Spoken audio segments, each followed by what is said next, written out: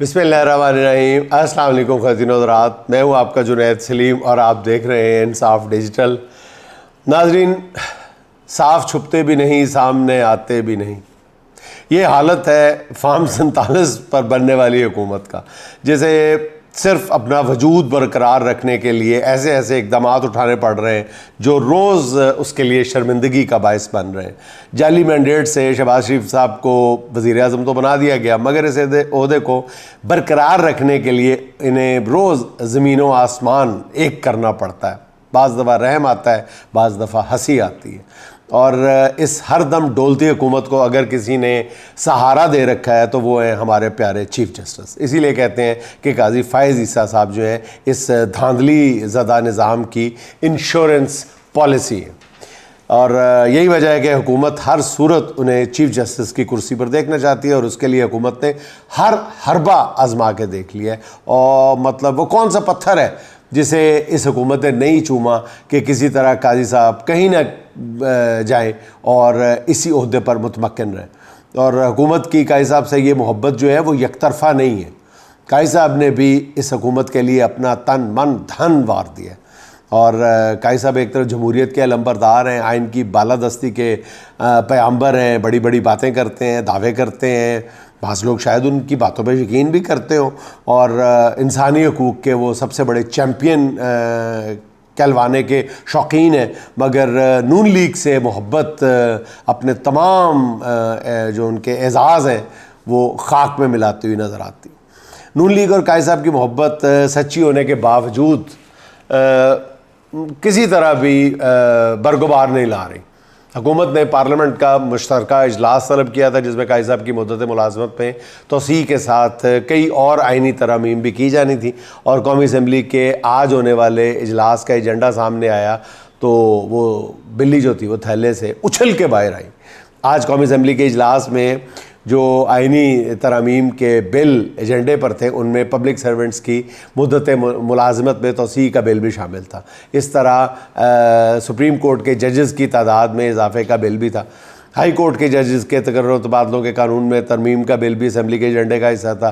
मगर यही नहीं, तौहीन अदालत का कानून ख़त्म करने का बिल भी आज के असम्बली के इजलास में पेश किया जाना था। इनमें ज़्यादातर कवानीन में तरमीम के लिए हुकूमत को 2/3 अक्सरियत दरकार थी, जिसके लिए हुकूमत ने हर जतन करके देख लिया। और गुज़िश्ता हफ्ते ही हुकूमती अरकान को ये पैगाम दे दिया गया था कि इस्लामाबाद से बाहर ना जाएं।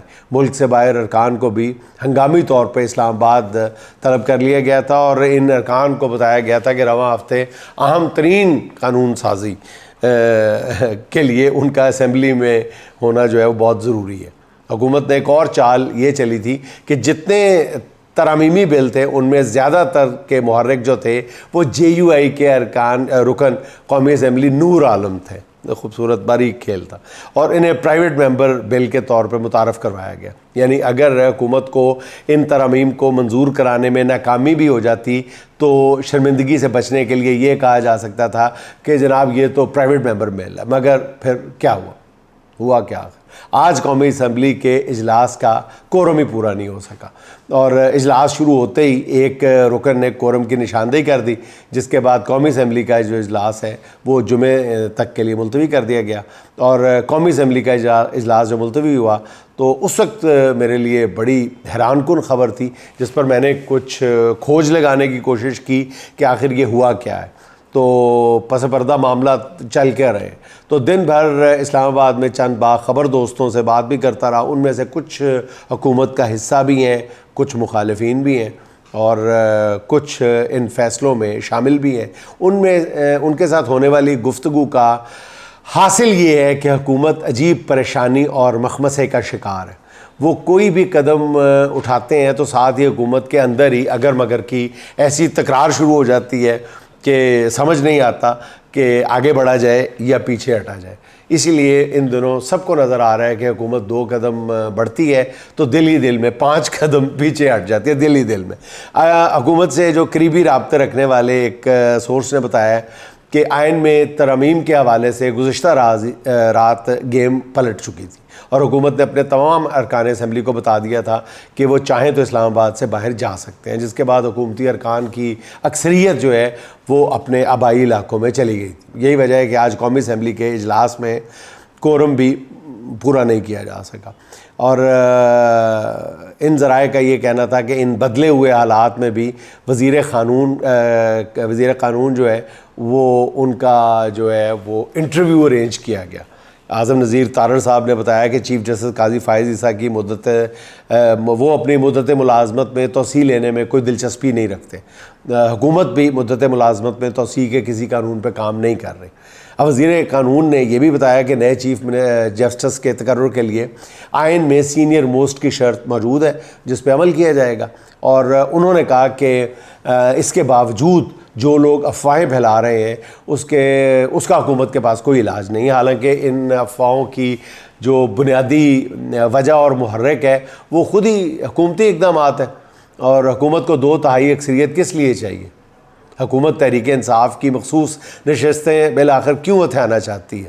اس معاملے میں اتنی ضدی ہٹ دھرم کیوں ہو چکی ہے کہ سپریم کورٹ کے 8 رکنی اکثریتی ججز کے فیصلے کو بھی ماننے کو تیار نہیں ہے؟ تو بہرحال تازہ ترین اطلاعات یہ ہے کہ آئینی ترمیم کی حکومتی کوششوں کو وقتی طور پہ بریک لگی ہے، لیکن کیا حکومت مستقل طور پر اپنے اس ارادے سے باز آ چکی ہے؟ اس کے بارے میں حتمی طور پہ کچھ نہیں کہا جا سکتا۔ اور ناظرین، اب کچھ بات ہو جائے بلوچستان کی، جہاں ہونے والی دہشت گردی کی وارداتوں نے پورے ملک میں ایک سوگوار سی کیفیت پیدا کر رکھی ہے، بلکہ کہنا چاہیے صف ماتم بچھا دی ہے۔ بلوچستان سے ایک واضح طور پہ دیکھا جا رہا ہے کہ لال آندھی اٹھتی ہوئی نظر آ رہی ہے، اور لیکن نون لیگ والوں نے اس طرف سے اپنی آنکھیں مکمل بند کر رکھی ہیں۔ ان کو سوائے اڈیالے اور اڈیالے کے قیدی کے کچھ نظر نہیں آ رہا کہ اس کو زیادہ سے زیادہ دیر اندر کیسے رکھا جا سکتا ہے۔ تمام تر ان کی کوششوں کاوشوں کا مرکز جو ہے وہ ابھی بھی عمران خان ہی ہے۔ حالانکہ بلوچستان میں جس طرح شناختی کارڈ دیکھ کر غریب مزدوروں کو قتل کیا گیا، اس کے بعد یہ سوال اٹھا تھا کہ پاکستان میں بسنے والوں پر اپنے ہی وطن میں کچھ علاقے نو گو ایریاز کیوں بنا دیے گئے ہیں؟ تو دہشت گردی کے اس خوفناک واقعے کے بعد چاہیے تو یہ تھا کہ حکومت سامنے آ کر دہشت گردوں کو للکارتی، لیکن ایسا نہیں ہوا۔ حکومتی زوما اس معاملے میں ذمہ داری لینے کی بجائے سارا ملبہ کسی نہ کسی انداز میں پس پردہ قوتوں پر ڈالنے کی کوشش کر رہے ہیں۔ بلوچستان میں امن و امان کی ذمہ داری ان قوتوں کی، وہ کہتے ہیں کہ ان قوتوں کی ہے۔ اب حکومت کے مسائل ہی کچھ اور ہیں، وہ جیسے میں نے عرض کیا ہے وہ سیاسی جوڑ توڑ میں مصروف ہیں، اسے کسی اور طرف دیکھنے کی فرصت ہی نہیں ہے۔ کچے کے علاقے میں آپ دیکھ لیں پولیس اہلکاروں کی جو مظلومانہ شہادت ہو، یا بلوچستان میں پنجابی مزدوروں کا قتل عام ہو، نہ مرکزی حکومت کو کوئی فکر ہے، نہ ہی پنجاب حکومت اپنی ذمہ داری کا احساس کر رہی ہے۔ تو حکومت جو ہے وہ غیر ضروری بحثوں میں الجھی ہوئی ہے یا خود کو الجھایا ہوا ہے۔ تو حکومت کی یہ لاپرواہی دیکھ کے یا تو روم کا نیرو یاد آ جاتا ہے جو روم کے جلنے پر بھی بانسری بجا رہا تھا، یا 13ویں صدی کا بغداد یاد آ جاتا ہے۔ عروس البلاد کہلانے والا بغداد جب زوال پذیر تھا تو اس وقت ہلاکو خان نے بغداد پہ حملہ کیا تو بغداد کی گلیوں میں مناظرے ہو رہے تھے کہ کوا حلال ہے یا حرام ہے۔ تو کہیں یہ گتھیاں سلجھائی جا رہی تھیں کہ سوئی کی نوک پر کتنے فرشتے بیٹھ سکتے ہیں، اور یا پھر یہ بحثیں ہو رہی تھیں کہ مسواک کرنے سے روزہ ٹوٹ جاتا ہے یا نہیں ٹوٹتا۔ پھر ہلاکو نے بغداد کی گلیوں میں خون کی ندیاں بہائیں تو کسی کو ہوش نہ رہی کہ کوا حلال ہے یا حرام۔ اسی طرح جب بلوچستان میں دہشت گردی ہو رہی تھی تو حکومت اپنے حواریوں اور صحافتی ٹاؤٹس کے ذریعے بحث کروا رہی تھی کہ علیمہ خان اور بشرا بی بی میں اختلافات کی وجہ کیا ہے۔ تو تحریک انصاف پر قبضے کی جنگ آخری مرحلے میں ہے۔ عمران خان کے جیل سے نکلنے کے فوری امکانات ہیں یا نہیں ہیں، یا پھر حکومت ان کوششوں میں مصروف تھی کہ قاضی صاحب کی ایکسٹینشن کے لیے ترمیم کس طرح منظور کروائی جائے۔ خدا کوئی تو حکومت کو بتائے کہ بلوچستان ہاتھ سے نکلتا جا رہا ہے۔ میرے منہ میں خاک، واقعتاً یہ سوچ کے دل دہلتا ہے۔ ملک میں امن و امان کی صورتحال دیکھنے کے لیے جس بندے کو وزیر داخلہ مقرر کیا گیا ہے، اس کے بارے میں پتہ ہی نہیں چلتا کہ وہ کب وزیر داخلہ ہیں اور کب پی سی بی کے چیئرمین کی ٹوپی پہن لیتے ہیں. جب ملک میں امن و امان کی صورتحال خراب ہوتی ہے تو وہ کرکٹ بورڈ کی اجلاس کی سربراہی کرنے لگ جاتے ہیں. جب قومی ٹیم بنگلہ دیش کے ہاتھوں ذلت آمیز شکست سے دوچار ہوتی ہے تو پتہ چلتا ہے کہ وزیر داخلہ اسلام آباد میں سیوریج کے منصوبوں پر بریفنگ لے رہے ہیں. ایسے نہیں چلے گا حضور, ایسے بالکل نہیں چلے گا. حکومت اپنی ذمہ داریاں پوری کرے. اگر وہ حکومت ہے, چاہے فارم 45 کی ہے چاہے 47 کی ہے, اس کو اپنی ذمہ داریاں پوری کرنی ہیں. یہ 25-26 کروڑ لوگوں کی تمناؤں کی بات ہے, یہ ان کی جان و مال کی حفاظت کی بات ہے. اپنی ناکامیوں کا بوجھ کسی اور پر اس طرح نہ ڈالیں. حکمرانوں کی انہی کرتوتوں کی وجہ سے یہ آج عوام میں حکومت جو ہے یہ نفرت کی علامت بنی ہوئی ہے. اس نفرت کو جانچنے کا ایک چھوٹا سا پیمانہ یہ ہے کہ یہ حکمران جب کسی سوشل میڈیا پلیٹ فارم کو استعمال کرتے ہوئے ہمت کرتے ہیں, کوئی پیغام دیتے ہیں, تو اس پیغام کے نیچے عوام جس قسم کے رد عمل کا مظاہرہ کرتی ہے اس سے پتہ چلتا ہے کہ یہ بیچارے حکمران کس قدر نفرت کی علامت بنے ہوئے ہیں. شہباز شریف صاحب, میاں نواز شریف صاحب, خواجہ آصف, احسن اقبال, یہ سب وزراء جو ہیں نون لیگ کے جو بڑے بڑے ترم خان ہیں, جب کوئی ٹویٹ کرتے ہیں تو ٹویٹ بھی سیاسی مسئلے پر نہیں ہوتی بلکہ قومی معاملات پر ہوتی ہے. اپنا وہ اظہار رائے کرتے ہیں. خواجہ سعد رفیق صاحب کا نام لینا میں بھول گیا ہوں, وہ بھی ٹویٹس کے بہت شوقین ہیں. تو نیچے جو کمنٹس میں ان کی درگت بنتی ہے وہی دیکھنے اور پڑھنے کے لائق ہوتی ہے. حالانکہ یہ وہ لیڈر ہیں جن کا اپنی مطلب ایک سوشل میڈیا ٹیمز ہیں جن کے ہزاروں نہیں لاکھوں, بے شک پیڈ ہی صحیح, سبسکرائبرز ہیں, اور یوں ان کے فالوورز کی تعداد بھی لاکھوں میں ہے. اور ان کی کوئی بھی ٹویٹ پڑھ کر نیچے کمنٹ سیکشن میں آ جائے تو عوام نے ان کی شان میں جس انداز میں قصیدہ کہا ہوتا ہے ایسی مغلظات ان کے حصے میں آتی ہیں کہ میرے خیال میں اس کو ریفرینڈم ہی سمجھا جانا چاہیے. یہ پڑھ کر انہیں اندازہ ہو جانا چاہیے کہ لوگ ان کے بارے میں کیا سمجھتے ہیں, کیا کہتے ہیں, اور یہ ان کی درگت جو ہے وہ تقریباً روزانہ بنتی ہے, مگر انہیں اپنی عزت سے زیادہ عہدہ پیارا ہے. سیدھی بات ہے. عوام کی محبت ان کے لیے ایک ممنوعہ علاقہ بن چکا ہے, اور اس کے لیے اب یہ کوشش بھی نہیں کرتے کہ عوام کی محبت کسی نہ کسی طرح تھوڑی بہت سمیٹ لی جائے. مجھے تو لگتا ہے کہ انہوں نے ذلت کے ساتھ جینا سیکھ لیا ہے. بعض دفعہ یہی لگتا ہے کہ انہوں نے اسی طرح جینا سیکھ لیا ہے, اس لیے کوئی دشنام, کوئی گالی ان پر اثر نہیں کرتی. اور میرا خیال ہے کہ یہ اب خدا کی لاٹھی کے انتظار میں ہے. میں نے جو بات عرض کی ہے نا ناظرین, کبھی سوچئے اس بات پہ کہ یہ سارے سیاستدان جو نون لیگ کے ہیں, پیپلز پارٹی کے ہیں, یہ ان کے نیچے ظاہر ہے ان کے فالوورز اور سبسکرائبر جو ہیں جو اوریجنل بھی ہوں گے اگر, تو وہ ان کے اپنے ہوں گے نا. وہ اگر 20,000 ہے, 30,000 ہے, اگر فرض کریں لاکھ ہے, 2 لاکھ ہے, 10 لاکھ ہے, 1 ملین ہے, تو ظاہر ہے اس کا اگر نصف بھی ان کی پوسٹ پہ آتا ہے, پڑھتا ہے, تو ان کو حمایت کرنی چاہیے. ان کی پوسٹ پہ ان کا کوئی حمایتی نہیں آتا, یا ان کا حمایتی ہے ہی نہیں ہے. کبھی اس بات پہ غور تو کریں. آج نواز شریف صاحب کی پوسٹ ہے, میں آپ کو مثال دیتا ہوں, وہ ایک قومی مسئلے پہ پوسٹ ہے, اس پہ ایک عام آدمی کو یہی کہنا چاہیے جو نواز شریف صاحب فرما رہے ہیں وہ ٹھیک ہے. نہیں, 99.9% لوگوں نے نواز شریف صاحب کی پوسٹ کے نیچے, ٹویٹ کے نیچے مغلظات کہی ہوئی ہیں, لوگوں نے تنقید کی ہوئی ہے. نواز شریف صاحب کی مطلب 1% بھی حمایت نہیں کی, ان کی ٹویٹ کی, جو کہ ٹویٹ کی حمایت کرنے میں کوئی مذائقہ نہیں ہے, لیکن لوگوں نے حمایت نہیں کی. یہ کیا معاملہ ہے؟ یہ اس کے بعد بھی اگر کوئی کہتا ہے کہ ہمیں کسی الیکشن کا انتظار ہے, کسی ریفرینڈم کا انتظار ہے, تو حضور والا کیا یہ کھلا ریفرینڈم نہیں ہے کہ آپ کے پیج پہ, آپ کے اکاؤنٹس پہ آپ کے لوگ وہ غائب ہیں, وہ بات ہی نہیں کر رہے, اگر ہیں تو آپ کے پیج کے, آپ کی پوسٹ کے نیچے, آپ کی ٹویٹ کے نیچے جو ہے وہ ہزاروں لوگ جو ہیں وہ آپ کو گالیاں دے رہے ہیں, آپ پر کھلے عام تنقید کر رہے ہیں, آپ کا مذاق اڑا رہے ہیں. کبھی اس بات پہ غور تو کریں. ہم بھی سوشل میڈیا سے کسی نہ کسی طور پہ چھوٹے موٹے وابستہ ہیں. ہمیں کوئی بات کہہ دیتا ہے تو ہمیں شاید بعض دفعہ تو بعض کمنٹس ایسے ہوتے ہیں کہ دل کو لگتے ہیں, ہم اپنی جو رائے ہے وہ بدلنے پہ مجبور ہو جاتے ہیں کہ نہیں ٹھیک بات ہے. تو آپ کیسے لوگ ہیں, آپ سنتے نہیں ہیں, دیکھتے نہیں ہیں کہ جو آپ لکھ رہے ہیں اس کے نیچے خلق خدا کیا کہتی ہے. آپ بالکل نہیں دیکھتے, بالکل نہیں سنتے.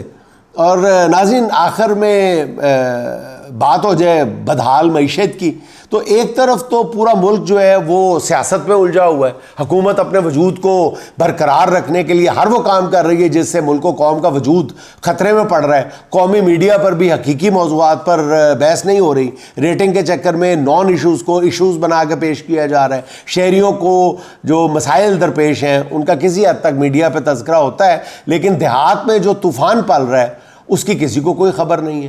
گندم کے بعد اب کپاس کا بحران تیزی سے سر اٹھا رہا ہے. حکومت نے کپاس کے لیے 1,40,00,000 بیلز کا ہدف مقرر کیا تھا, مگر گندم کے بحران نے تمام سرکاری تخمینوں کو جس بری طرح روند ڈالا ہے. کسانوں کو گندم کی امدادی قیمت بھی نہیں مل رہی. گندم کی بر وقت فروخت نہ ہونے سے کپاس کی فصل ایک تو بر وقت کاشت نہیں ہو سکی, پہلے بھی ہم ذکر کر چکے ہیں اس بات کا. دوسرا, کپاس کے زیر کاشت رقبے میں بھی بہت بڑی کمی دیکھنے میں آئی ہے. خیال تھا کہ اس سال کپاس کی 90 لاکھ بیلز حاصل کی جائیں گی, مگر یہ ہدف بھی پورا ہوتا ہوا نظر نہیں آ رہا. رواں سال کپاس کی بہت اچھی پیداوار بھی ہوئی تو بھی یہ ہدف جو ہے یہ 10 لاکھ بیل کم پیدا ہوگی. پاکستان ٹیکسٹائل کو اس وقت کپاس کی جو سالانہ ضرورت ہے وہ 1,30,00,000 بیلوں کی ہے. تو اس کمی کو کپاس درآمد کر کے پورا کیا جاتا ہے. اور کاٹن جنرز ایسوسی ایشن کا کہنا ہے کہ گندم کے بعد کپاس کی مارکیٹ بھی کریش کر گئی ہے. ٹھیک ہے, اور گزشتہ سال بھی کپاس کے کاشتکار کو امدادی قیمت نہیں مل سکی تھی, جس کی وجہ سے کپاس کے جو کاشتکار ہیں وہ بہت زیادہ دل برداشتہ سے. اور اوپر سے پھر یہ رواں سال گندم کے بحران نے کسان کی کمر توڑ کے رکھ دی ہے. ایک طرف کپاس کا کاشتکار رو رہا ہے تو دوسری طرف آپ دیکھیں کہ ٹیکسٹائل انڈسٹری بدترین بحران کا شکار ہے. اپنے گزشتہ ویلاگ میں بتا چکا ہوں کہ فیصل آباد میں 100 سے زیادہ ٹیکسٹائل یونٹ بند ہو چکے ہیں. جو ٹیکسٹائل ملز چل بھی رہی ہیں ان کی پیداوار بھی 40% کم ہو چکی ہے. اور نئے آرڈرز جو ہیں وہ نہ ہونے کی وجہ سے ٹیکسٹائل ملز نے جو جمع شدہ روئی ہے وہ بھی اونے پونے داموں بیچنا شروع کر دی.